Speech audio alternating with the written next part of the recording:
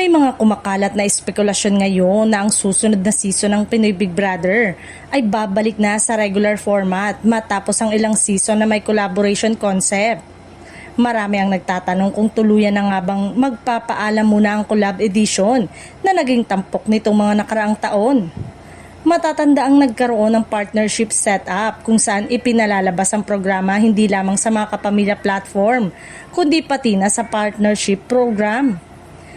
Dahil dito, mas lumalawak ang audience reach ng programa at mas naging usap-usapan sa social media ang bawat ganap sa loob ng bahay ni Kuya. Ngunit ayon sa mga umiikot na balita sa industriya, posibleng ibalik sa mas tradisyonal na format ang susunod na season. Isang regular edition na tutok lang sa core elements ng PBB tulad ng nominasyon, eviction night at mas personal na kwento ng mga housemates.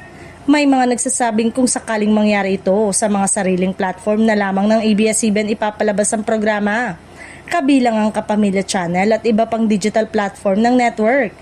Ito ay tila pagbabalik sa mas classic na setup na kinagisna ng long-time viewers. Gayunpaman, wala pang opisyal na kumpirmasyon mula sa pamunuan ng ABS-CBN kung tuluyan ng ihihinto ang kolaborasyon o pansamantala lamang itong hindi tutuloy.